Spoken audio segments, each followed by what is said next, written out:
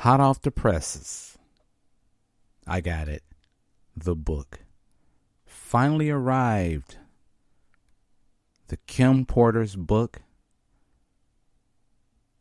by Jamal.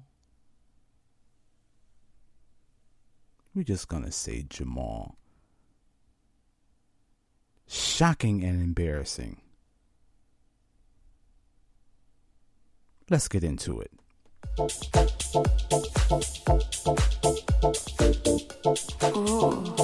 you are listening to the Billy Flint Experience.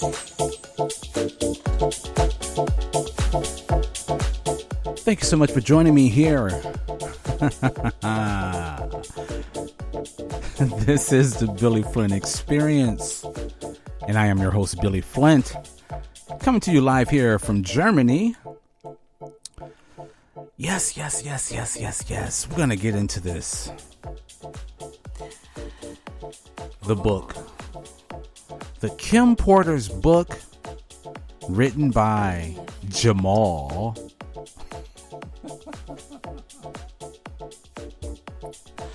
Goes by the name of Jamal L. Millwood. But his real name is Todd. Chris Todd. Okay, we're going to get serious here. Again, thank you so much for joining me. And I have to say right now, there will be no... No, I'm not going to do that. I am not going to do that. There will be no giving away of this book. I'm not going to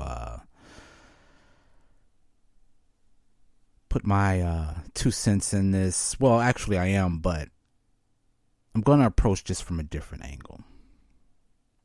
The title of the show is the new Unauthorized book by Chris Todd. The Kim Porter story. We're going to call it that because that's exactly what it is. It is a story. And before we get further into the show, I have to say this. I want everyone to go out and get the book. Just get the book. Regardless of what others are saying, they're saying that the book is fake. They're saying that it's untrue. Even what is his name? Charlemagne the God gave Chris Todd Donkey of the Day.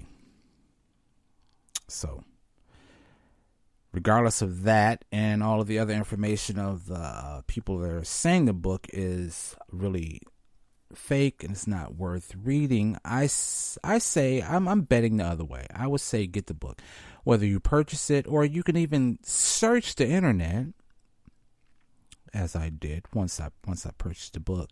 But you can search the internet and you can find a PDA on the internet where you can just download it and read it. And also, if you search YouTube at this moment, I don't know whether or not it's still up, there's a few content creators that has done a remarkable audiobook. Very impressive. So the information is out there if you care to research it. But I would definitely say, however you do it, whether you purchase it, whether you get it free off the internet, or whether you get the audiobook on YouTube, if you search it, research it, it's a must. I would say just do yourself a favor and just read it for yourself. Just get it for yourself, and you be the judge of this information. Now, to be honest with you, I'm taking a whole total different direction to the show. I had something else planned. I had something else that I want to talk about as far as the book is concerning, but I'm glad that I did a little bit more research. And as they say, never buy the product before you buy the seller. You buy the seller before you buy the product. So, who is this gentleman by the name of Chris Todd? And he, for some reason, he came up with this alias, Jamal.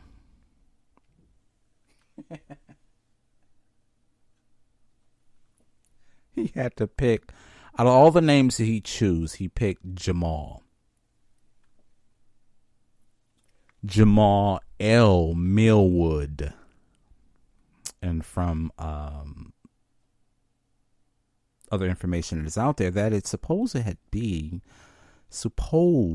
to have been the name or the alias that Tupac Shakur used. So I don't know what the connection of that is. But this gentleman is very interesting. But before I get into him, I want to play something. This is Chris Todd, actually. He was given an interview. And the thing is, I take it that he wanted to put this information out to give people a little bit something, I don't know, to explain the reasoning behind him writing this book. But we're gonna take a short listen. I want you to really pay attention to this. A new book has come out. This self-published book on Amazon entitled Kim's Lost Words, A Journey for Justice from the Other Side. And it is doing incredibly well on Amazon. It is topping a lot of charts. It's allegedly a memoir from Porter herself detailing her relationship with Combs. But the thing about it is, it reportedly contains typos, shocking claims, inaccurate statements. And with that in mind, Kim Porter's children have released a statement. So this is from Quincy Brown, Christian, Jesse, Delilah Combs. They wrote in a joint statement. They posted it on Instagram Tuesday night. I want to read it for you. We have seen so many hurtful and false rumors circulating about our parents, Kim Porter and Sean Combs' relationship, as well as about our mom's tragic passing, that we feel the need to speak out. Claims that our mom wrote a book are simply untrue. She did not, and anyone claiming to have a manuscript is misrepresenting themselves. Additionally, please understand that any so-called friend speaking on behalf of our mom or her family is not a friend, nor do they have her best interest at heart. Our lives were shattered when we lost our mother. She was our world, and nothing has been the same since she passed. While it has been incredibly difficult to reconcile how she could be taken from us too soon, the cause of her death has long been established. There was no foul play. Grief is a lifelong process, and we ask that everyone respect our request for peace as we continue to cope with her loss every day. We are deeply saddened that the world has made a spectacle of what has been the most tragic event of our lives. Our mother should be remembered for the beautiful, strong, kind, and loving woman she was. Her memory should not be tainted by horrific conspiracy theories. We ask that everyone please respect our mother, Kim Porter, and hold her legacy in high regard so that she may rest in peace. It's what she deserves. We love you and miss you, Mommy, Quincy, Christian, Jesse, and Delilah. And just recently, even Combs authorized his attorney Erica Wolf to release a statement on his behalf regarding this new book, stating the Kim Porter memoir is fake. It is also offensive, a shameless attempt to profit from tragedy. Chris Todd, the author, has no respect for Miss Porter or her family, who deserve better. Unlike the fabrications in his sickening memoir, it is an established fact that Miss Porter died of natural causes.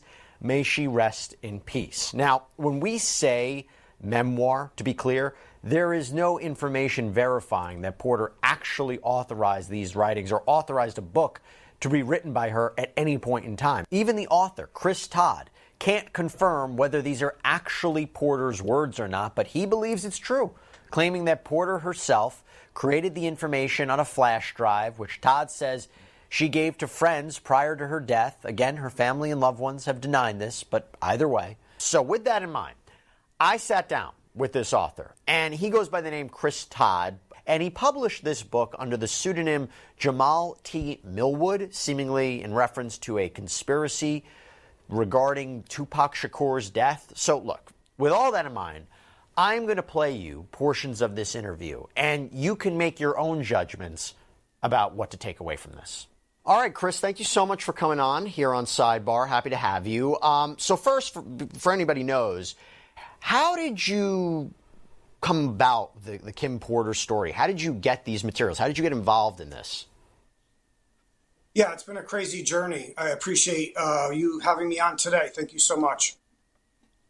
About 6 to 8 months ago, I found out through another person, kind of like a manager of mine, that there was possibly Kim Porter's flash drive. Also, there was talk of a iCloud or cloud and a password and things that were left behind by Kim Porter. At first, I didn't really know what to believe. Obviously, I know a lot about the story. And then through about a month or two, I got to personally meet somebody very close to these sources, let's say. Okay, there's a couple people involved. It's not just one person. And there was a celebrity source involved that was very close to Kim and Diddy. And so I kind of perked up a little bit, like, okay, I did a lot of research about the circles, and I was like, this could be true. This could be real. So I went down the rabbit hole and I investigated it to the best of my ability, quickly, as fast as I could. This is a big story. It's moving 1,000 miles an hour right now. And I do believe what I was given is real. Can you share with us where this hard drive came from, how it was found, this flash drive, I should say? Where was it found? Or it just came out of... Flash drive? Yeah, where did it come from? This flash drive was held onto for 5 years. This flash drive is from Kim Porter. Any reason why it was held onto? I know you're not going to reveal the name of your source or where you got it from, but why? Can you tell us why it was held onto for so long? I think these people were afraid. Because what's the main theme? What's the main theme here? In the book, or in the we're talking about the book, or are we talking about? Yeah, what's the main theme of the book, and also your interpretation of why it was held onto? You said there was a concern there. Well, what's the main theme? Through our PIs right now, we do have some evidence that Kim Porter may have been poisoned and murdered. And we actually, before you came on, we did an earlier Sidebar episode where we had an expert on who said that it would be difficult to find a poison that would mask the symptoms of lobar pneumonia, that it wouldn't make sense to him that the findings from the Los Angeles County Medical Examiner's Office would be incorrect. They're a very thorough group. Why would he be wrong? I'm not saying he's wrong, but we need to listen to the people that are online, even these online sleuths, the bloggers. A lot of information comes out from this kind of community.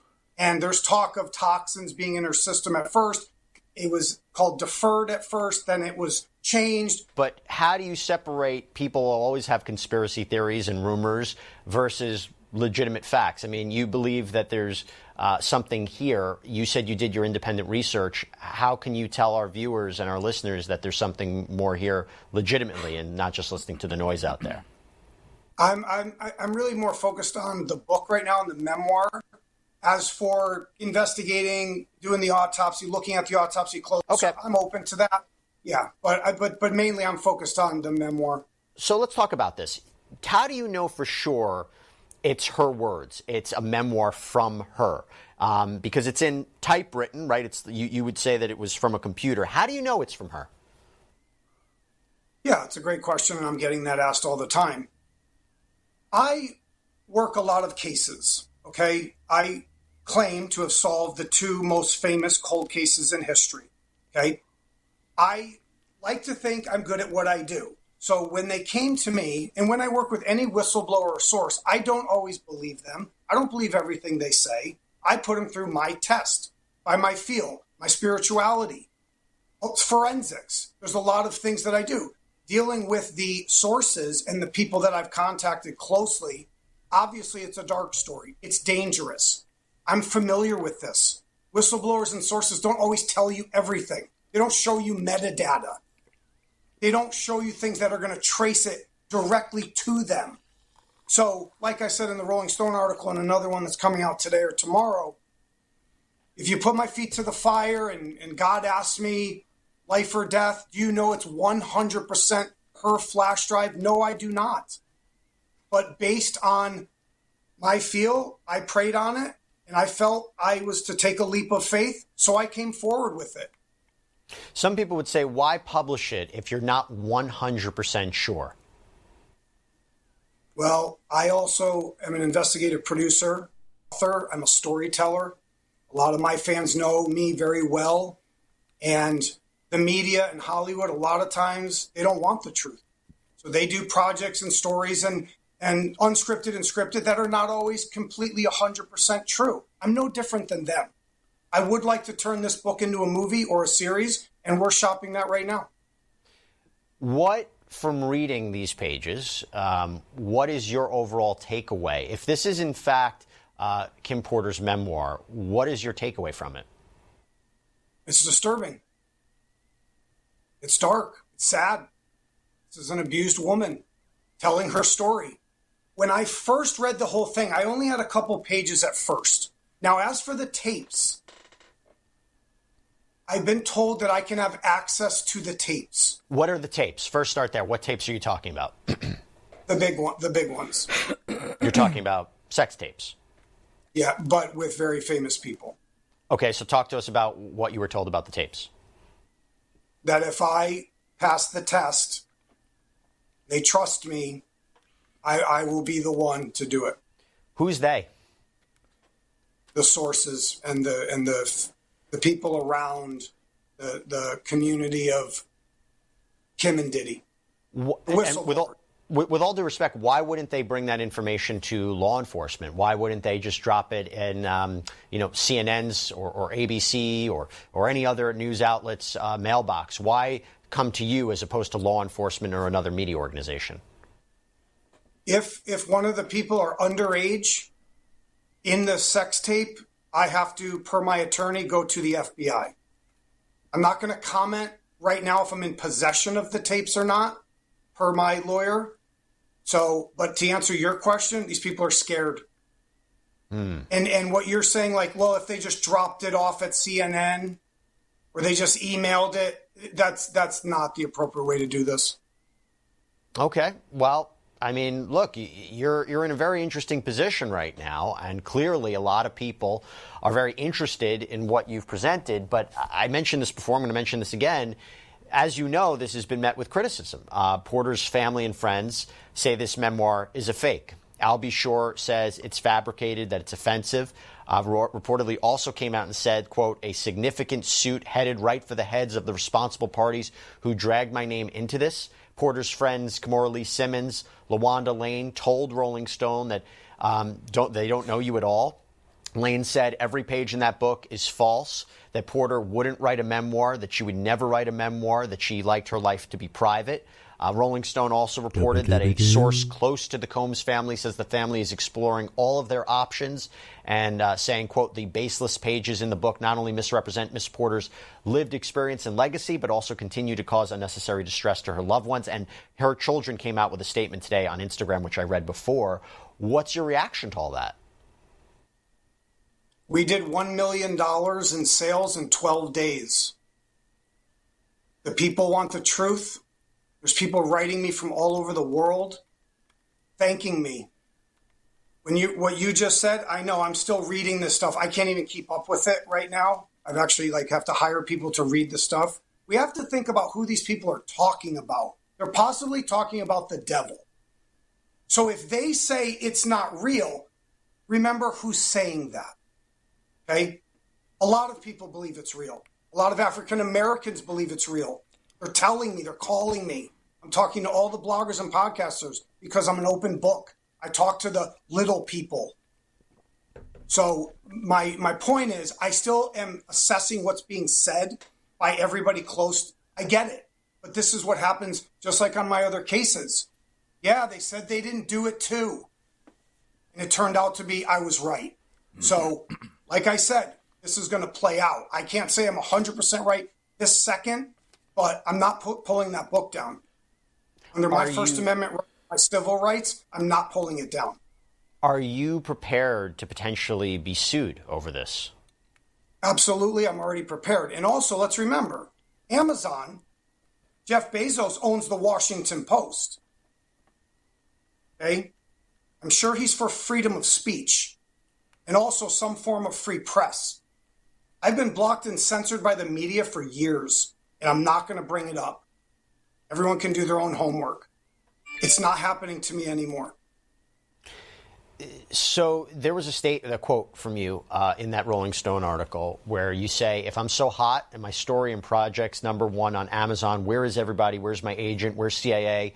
The people I called for 12 years. I'm trying to explain to you this is not about Kim Porter.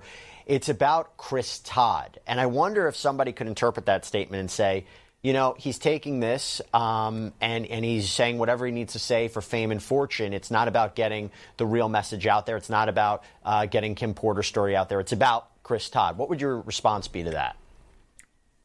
You know, I worked really hard to get to this point. And the other case that I did recently, that was supposed to happen like this. That was supposed to go viral, and it didn't. And that's up to God. I don't control that. Obviously, we're here at this moment, and it's probably the biggest scandal story in America right now. I feel that I just work hard, keep my heart and mind open, and I'm kind of guided spiritually. And I will say this, and I don't know how this will come off to people. I have many cases and many victims. My clients are mostly murdered victims or deceased victims. I am the voice of the voiceless. Right? Now, what I meant by saying like, well, that's not about Kim so much, it's about Chris Todd. That's to keep a little bit of a buffer for her. Okay? So that everyone's not so focused. And I know also the sources, they know that too. And I'm not stupid. Are these sources playing me a little bit? Maybe, but that's okay. If I have to go through some pain and hardship, if I have to go to court, it's not going to be my first time in court. And I put out a message to some of the people to get to the lawyers, be careful. Because remember, you're talking about Kim. It turns out that it's Kim's typos and they're her lies. Remember, you're talking about abused woman.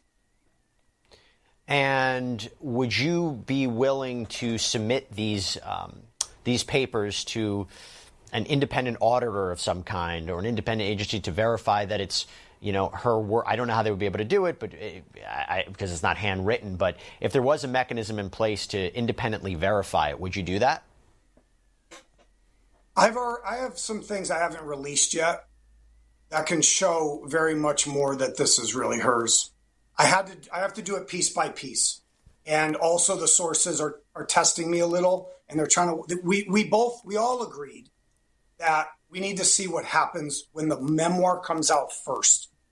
I have 2 pages from that flash drive that are endearing, they're heartfelt, they're actually done by someone else wanting to help Kim, and that really explains more of why this is happening, why they waited all these years, why they're using me. I mean, they're calling me a culture vulture and a parasite and a colonizer. I get it. I'm just telling you right now, God brought me to her, or God brought her to me. I'm sorry that I'm white. Let me ask you this. So the timing of this, Sean Combs was arrested and indicted last week. The book then comes out. Well, actually, that's not true. The book has been out for how long? This is what we're going to talk about, and this is going to be fascinating to you. And I also want you to bring up the name Jamal T. Millwood. Putting that to the side for a second, I wanted to ask you this. Okay, the book was published September 6th. Okay, the book was published September 6th.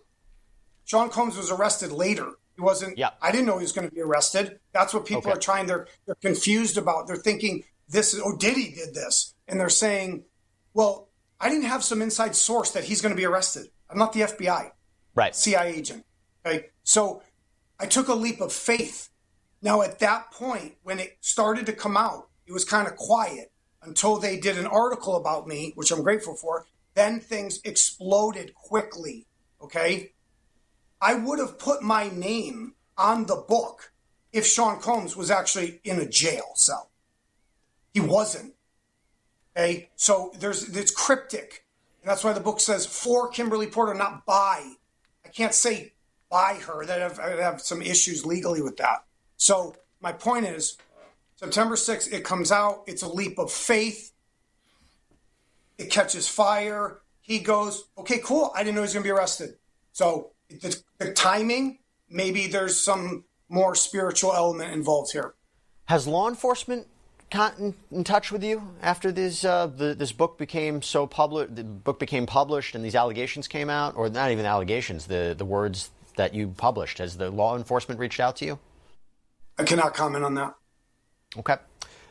So, Chris, before we finish up, what do you want people to take away from this? And again, because you're in this very interesting position, what are you hoping people take away from this, and what can they expect within the next 6 months? I want people to hear and feel Kim's voice. So that I didn't write that book. None of it. I edited some of it. I moved some formatting around to help her punch at the end of the chapters. I put the disclaimer in. I X'd out certain people. They didn't want me to. They wanted to burn the forest down. I X'd out a couple people and situations, and I removed the photos also from the book. I am going to release the photos probably today. As to what happens... What photos? What photos do you mean? There's photos in there that no one's ever seen that are from the flash drive. Can you give us any clue about what those are? I released the Kim Porter abuse photo, we call it, where I had sent it to reporters with a blue on her face, like blurred out. That was released by the Daily Mail. You can see it there. No one has that photo. No one ever saw it. They only have a one-time use for it. So I'm going to give that possibly to other outlets. I have other photos with Sean Diddy Combs with famous music executives.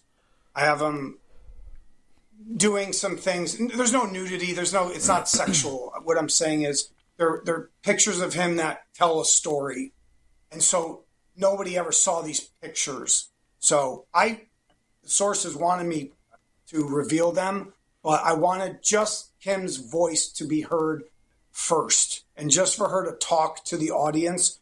But now that, the lawyer for Sean Combs, one of them, is using words against me and saying things, I'm now going to start releasing things. It's my turn to fight back. Let me just end on this. In terms of your research into Kim Porter, you said you looked into this. I'm sure you got a great understanding of who she is. You hear her family saying she was a private person, would never write a memoir. Do you disagree with that, in the sense that maybe whatever was handed to you was written by somebody else to get this narrative out? So back to the overall question of how you think this comes from Kim Porter. Do you think she really was the kind of person that would write something like this to get it out there, or not? I do.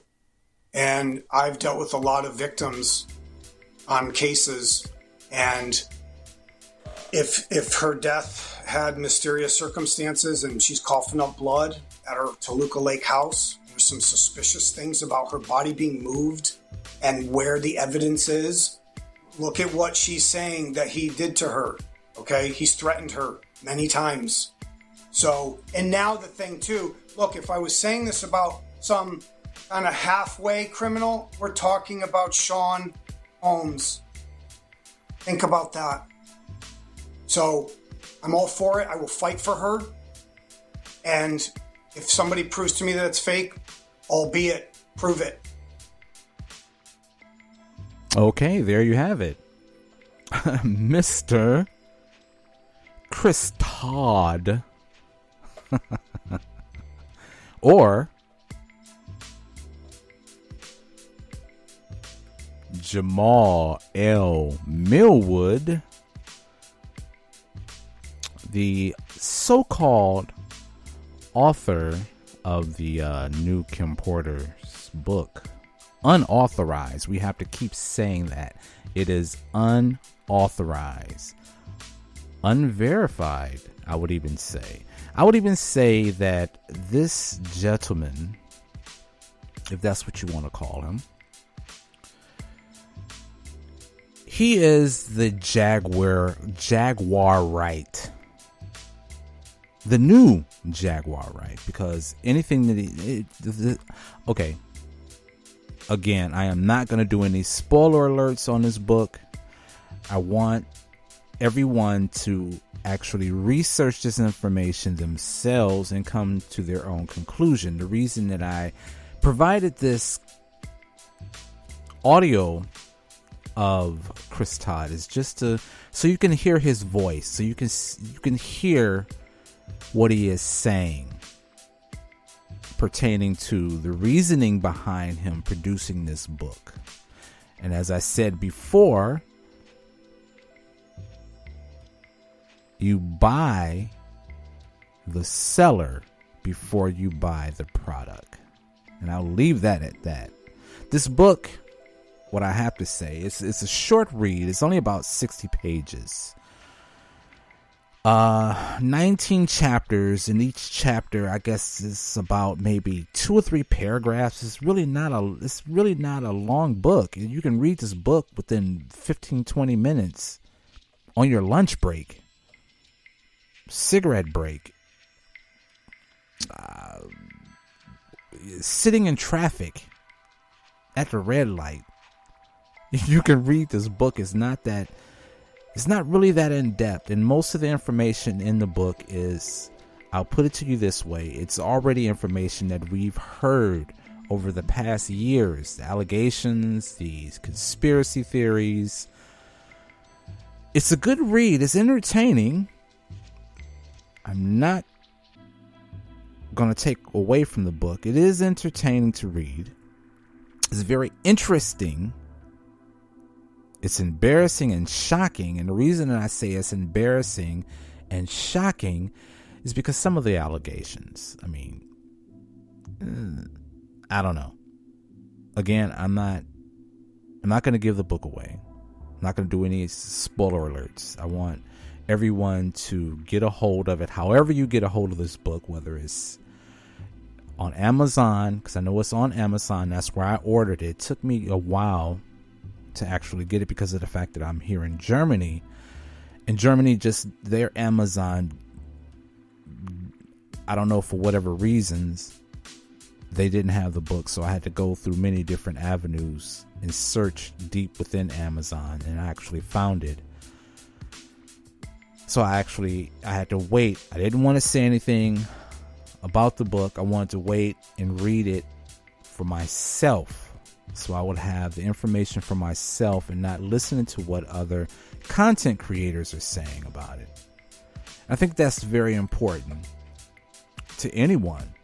Instead of listening to what these content creators are providing for the listeners on YouTube, especially on YouTube, I would say do your own research first before you listen to anyone, because it seems as though these content creators are out to put anything on YouTube for views, for likes, for clicks. No matter how false or misinformation that they provide, they still do it, and it causes a lot of damage as far as the truth is concerned. And I think we all are seeking somewhat of a truth. I guess we're all in it for the entertainment aspect of it, but still, what I tend to do, what I want to do with my platform is that I want to at least research the information before I bring it to the public. I don't want to be one of those content creators that putting out information just for the sake of putting out information and not doing the proper research. I don't know, call it old school journalism, and not sensationalizing information just for views and likes. I don't know. But again, like I said, this book is a very short read. You can get it from Amazon or search on the internet. You can find the PDA.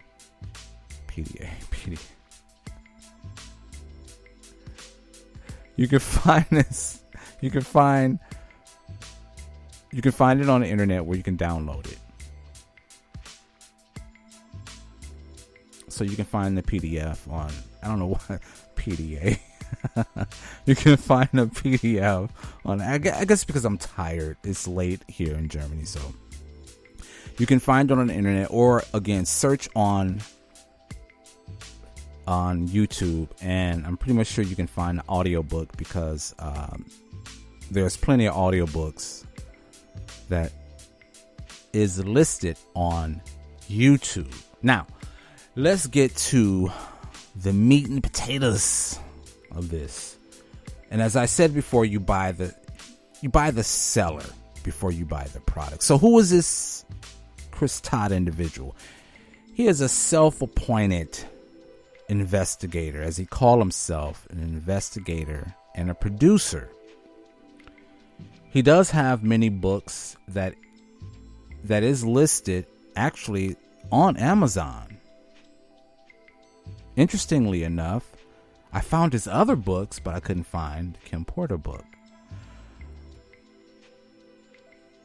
And maybe that's the reason why, because he doesn't go by the name of Chris. And I don't even know if Chris Todd is his real name, but because there is no Wikipedia page. So there's really not much to as far as investigating. But from what I found is that he's based in LA. He's done, and I think I will call him what is referred to as an ambulance chaser. He's an individual that kind of attach himself to high profile cases, whether they're solved or unsolved, and he kinds of build a narrative around that to garner some type of attention. So he writes these books. One of the main books that he had written, it's about the Ron Goldman, of course, the O.J. Simpson and Nicole Brown situation that took place back in the early 90s. The unaliving of Nicole Simpson Brown and Ronald Goldman. Okay, so he put together this book about Ron Goldman, and he I think that's where he got most of his notoriety from, because that is a hot topic. And also he's dabbled in the conspiracy behind Kurt Cobain's unaliving. Those who remember Kurt Cobain was the lead singer of Nirvana, and he, again, if you research on YouTube, a lot of this information to come up where he attached himself to that, and also the interestingly enough, the Biggie and Tupac unsolved unaliving. He's also kind of attached himself to that, and he's garnered a lot of attention based on his, I don't want to say lack of investigation skills, but he has gathered a lot of traction based on these hot topics. So this is the Chris Todd that's behind the unauthorized writing of the Kim Porters. And you can't say it's a memoir, because it's not a memoir. The book reads like it's, again, like he's pretty much taken pieces from almost each decade, or from other people's gathering of misinformation, and he kind of compiled it into just this book. So when I got the book, I was kind of like surprised. That's where the surprise part comes in. When the book finally arrived, I noticed it was a very small, thin 60-page book. I'm like, what is this? I was expecting something like really a thick paperback. It's a very thin, very small. And again, like I said, it's 19 chapters. And within each chapter, there's like maybe 2 to 3 paragraphs. So that, again, should let you know that it's not really anything that's in depth, but it is a good reading because there is the way that it's formulated. It does make it seem like this is information that Kim Porter, when she was alive, was kind of putting or kind of putting her thoughts down like in a diary. So the book reads like a diary. There is really no timestamps or dates, but it reads like a diary. And I'll leave you with that. And of course, it brings up names, and it's going to be very interesting that the names that he puts in this book, it's going to be very interesting how it plays out, because there are some very prominent individuals that he makes these allegations that were involved in these extramarital affairs and trading of partners. Okay, so it goes far beyond the so-called Diddy freak-offs. But again, it is very entertaining to read. You get a good laugh out of it. I will tell you that much. Some of the information in it it's and I guess that's where the shocking part comes in. Well, not the shocking part, but the embarrassing part comes in, because you have to think about the children of Kim Porter and Sean Combs. You have to think about that this information is put out, and it's kind of like, again, it reads like just passages of afterthoughts. Like you might have a bad day at work, or you might have a bad argument with your partner, and you just jot down some information on a piece of paper, just to let off steam or to let off anger. And that's how it reads. But it is kind of embarrassing, because it's not formulated in the sense that you can actually grasp that this is something from what Kim Porter would write down. But again, as he stated, these passages or this information was given to him by his source, quote marks, his source connected to Kim Porter. So do with that as you will. What I would say, from 1 to 10, this book, I give it about a 3. Maybe a 3.5 on a good day. Embellishment, heavy on the embellishing part, but nonetheless, it is a good read. So again, I would encourage everyone, before you just kind of like run away and take what other people are saying as far as this book being fake, just read it, research it, and come to your own conclusion. But once again, it is very interesting. It's very entertaining. And it's funny. Not in a good way. Not as in haha. But it's funny because it's unbelievable. It's some of the stuff that is like actually put in this book. Again, connecting other entertainers. So that's it. That's all I have. Thank you so much for joining me tonight at the Billy Flynn Experience. Once again, I am Billy Flynn. You're coming here live from Germany.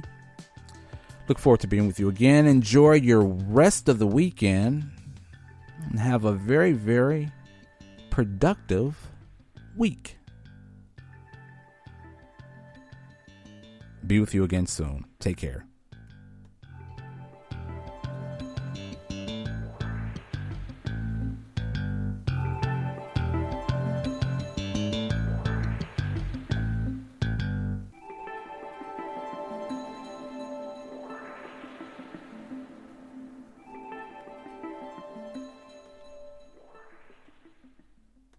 Go on, you've got another 5 seconds. Say something outrageous. You dirty bastard.